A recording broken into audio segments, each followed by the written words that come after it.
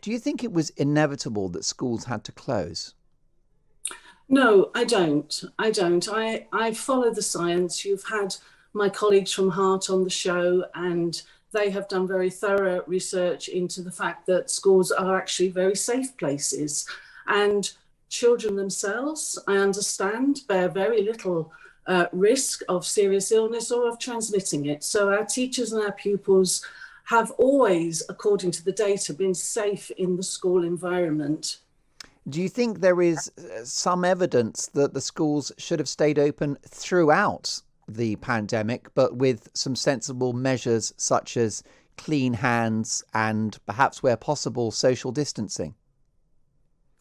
I certainly think that children who presented with any symptoms of illness of whatever cause Hmm. shouldn't be attending school. I think that's just a sensible measure that every parent as usually follows.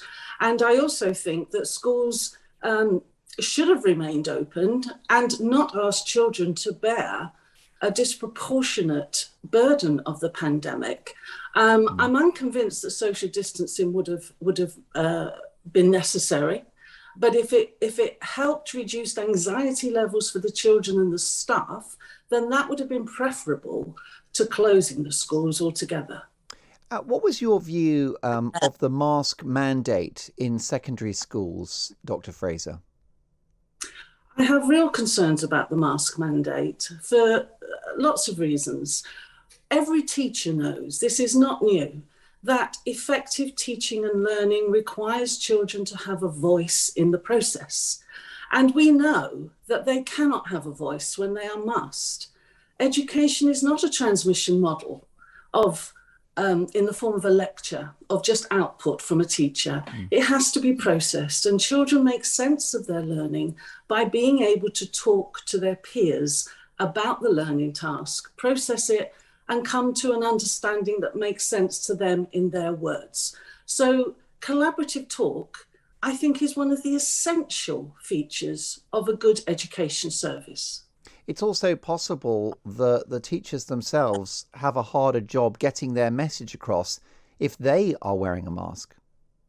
Well, that's absolutely right. I mean, a good teacher has a full range of both verbal and non-verbal behaviour management strategies, and they wouldn't immediately go to shouting to quell some minor disruption. They would use non-verbal cues, and you can't do that when your mask is over the bottom half of your face. You can't smile, you can't express very well. Children have a hard time picking up the visual cues of a teacher who's trying to help them in the classroom stay on task, not be distracted. And you don't want to keep interrupting the teaching and learning process by continually using your voice when it can be quelled in other ways. What's your view on this idea of children inhabiting a bubble alongside other pupils, and if one of those pupils tests positive for COVID, that they all go home? Because we've seen, as I quoted those statistics in the introduction, that hundreds of thousands of children have been sent home as a result. And the real worry is that they're going home to have an inferior model of education, which is online learning. We can talk about that. But it's a very inefficient model to have such a blanket approach. I understand that these bubbles are very large. And if they're closing whole schools, and I understand that there are as many as 42 currently closed, then we're talking, that would be the equivalent, wouldn't it, of a supermarket, me, an adult in a supermarket, coming across somebody in a supermarket, and then everyone in that supermarket having to isolate with their families at home. Adults would not tolerate it, and I really don't believe that children should tolerate it either. And can you tell me, as a former Ofsted inspector, why Zoom learning, why online education is inferior? Well, I have designed a virtual learning environment 20 years ago, so at the cutting edge of this, and I know that it has many benefits. I know it can reach a wider global audience. The ability to be more permanent because it's there on a learning platform. If it's recorded, it can be accessed again. However, in every other respect, I have to say that the teaching and learning process is an inferior model. We know that the single biggest, best resource that a child has for his or her learning outcomes is the quality of the teacher in front of them and their subject knowledge of both teaching and the subject. And so you're removing that. You know, a teacher will pick up misconceptions, will be able to steer the learning in a way of accurate understanding.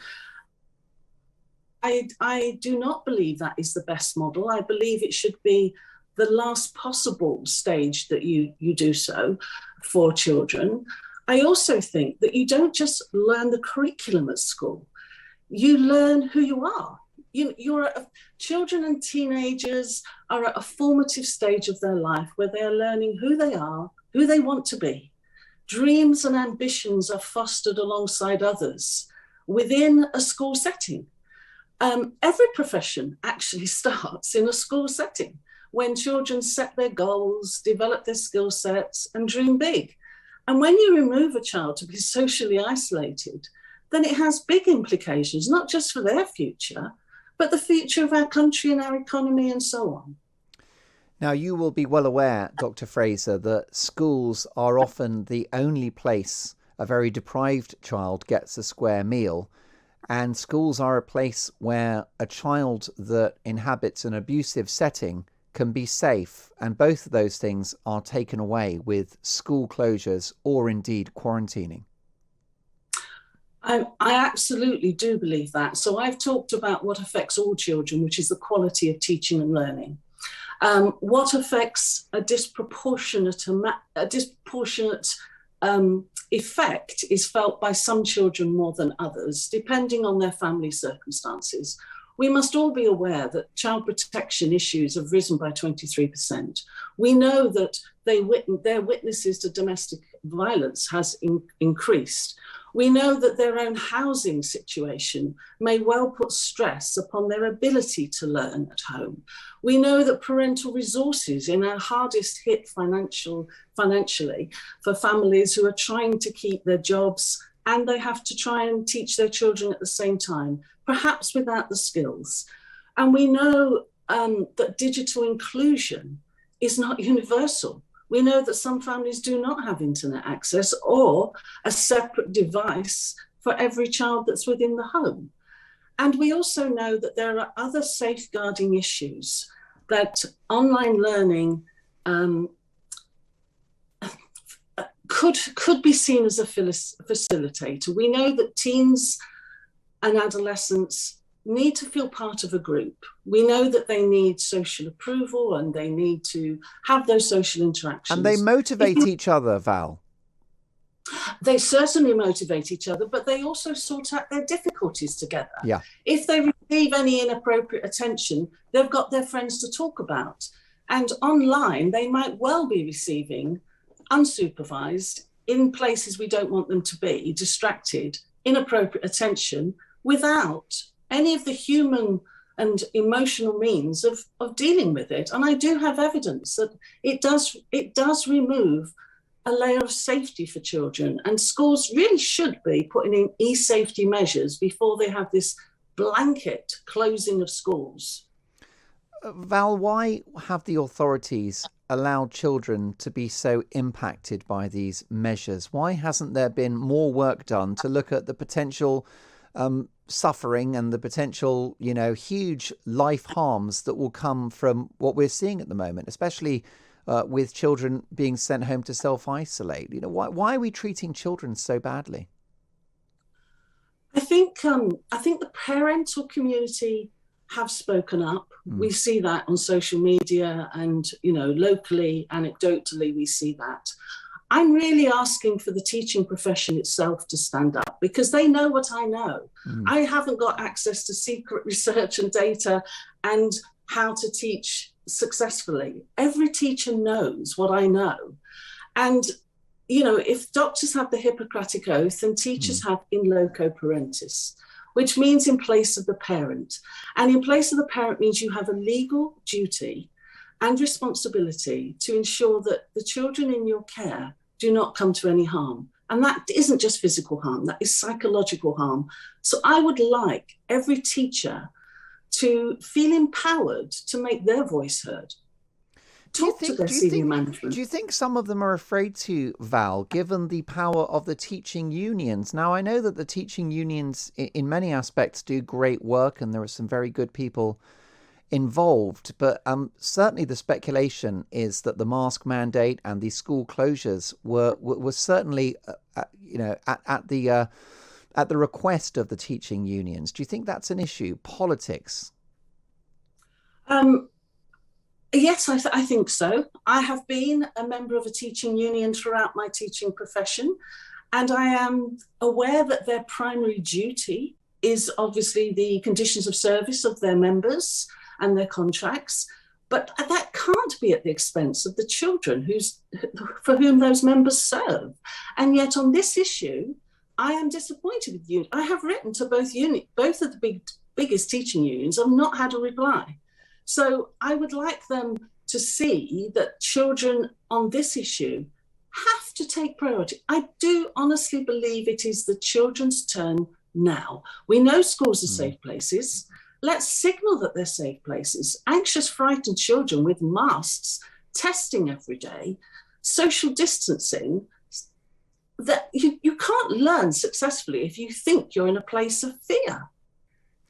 And I do think, by the way, coming back to the social distancing idea, I think you're right to cast doubt on the efficacy of that, given the fact that if there is COVID floating around a school building, I'm pretty sure that it will transmit, notwithstanding the 1 meter rule.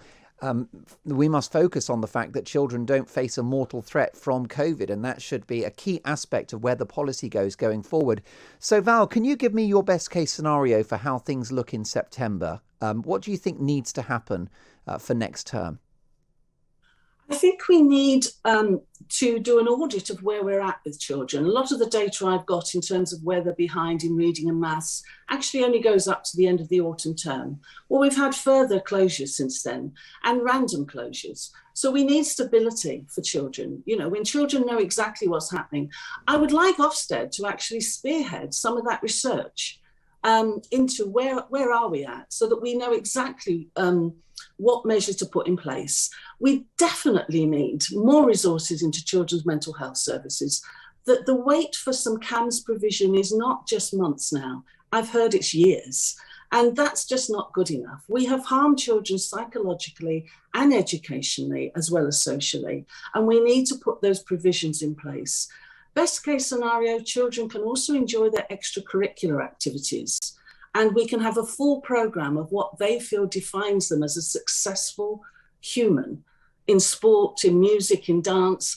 I'm really disappointed that so many of those activities have been cancelled for the end of this term. There is still time to resurrect those rites of passage, those prize-giving events, those sports days, and allow parents to be there. And when children are watching the television and seeing Wimbledon, Ascot, the Euros, and they're asking, why can't I have my sports day? I don't think there's any logical reason that any adult can give them, is there? It seems cruel to me. Finally, Val, clearly cases of COVID will rise in the autumn and winter months, as it is a seasonal respiratory virus. If that happens, do you think that any further school closures are acceptable? I think with the data that we've got now about what a blessed relief it is that children are so little affected and only with very mild symptoms, we should make it clear that children who are ill with symptoms should not attend. We need to pay attention to the scientific data that you've had from my heart colleagues in terms, Dr. Roz has spoken very well on this, very knowledgeable. Yes, Dr. Roz Jones, retired paediatrician, yeah.